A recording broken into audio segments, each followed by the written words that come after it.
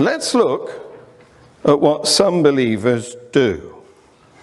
Now, I know that you're all academics and you're all moderates, and I'm thankful for that because I don't want to be macheted.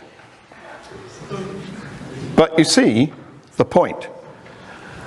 Some believers are fundamentalists. Some believers are radicalized. And the problem is, they get up to some pretty horrible stuff. I'm not going to read these out. I'm going to assume you can read. You shouldn't be here if you can't.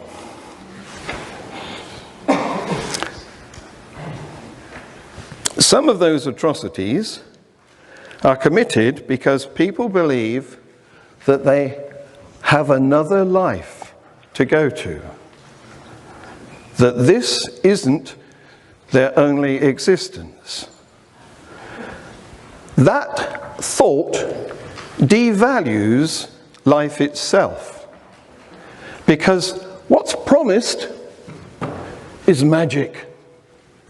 It's eternal. It's bliss.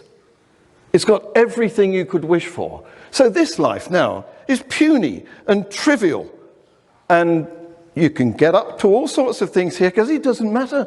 All you've got to do is ask for your forgiveness and say a few prayers, and you will go up there where life is perfect forever. The idea that we can live on after death devalues our real existence and takes away our responsibility to behave well towards each other. Assuming that you can die for a God, that dying for a God is a good thing, inspires mass murder. Let's take a look at it from my point of view. Wouldn't that be absurd? Look, here we have an atheist bomber who is dying to please no God. I don't know if did you get a chance to read the Quran or look into Islam before coming to this debate? Not a lot, I confess. Okay, if you had, you probably would have changed some of the slides that you had there, because you had some generalizations that you shared there. Again, you shared some of your opinions in regards to what religious people do or have done, etc.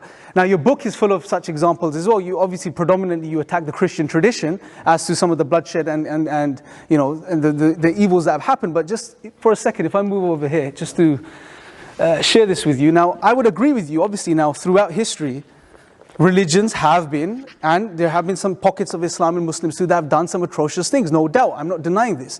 But so have the anti-theists too, right? Those that deny God. Now there's a very interesting book that I'd like to give you the reference of. It's called War and Peace in Islam.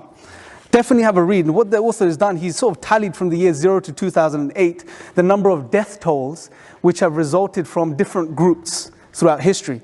And interestingly, Christianity is right up there, and Christianity is right up there with a figure of, let me see here.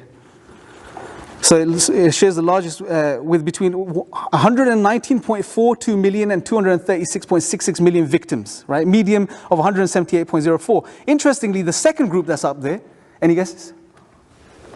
Well, probably atheist, but yes, and the anti-theist group. I would contest that description. Well, you can contest it with the author of this book. I'm sure he would like to hear from you. So it has a figure of 124.41 million deaths from the year 0 to the year 2008. So look, if we're going to play a numbers game, John, as you've done in your book as well, it goes both ways, right? So it's not really an argument against religion. Now, you mentioned something about you can do whatever you like in this world, and you'll get paradise up there. Well, that's not the Islamic tradition. Let me just give you some information regarding what we believe as Muslims. This life is extremely significant from the perspective of how we engage in this life. We are told to do good, live as upright human beings, serve humanity. And it's for doing the good that we do in this life that we get an eternal paradise, right? And there's a stark warning for those that don't do this. Because paradise it'll just be given to you because you do whatever you like. You have to put in the work here. So there's a very interesting philosophy there that I really recommend that you look into further. ألف لام ميم ذلك الكتاب لا ريب فيه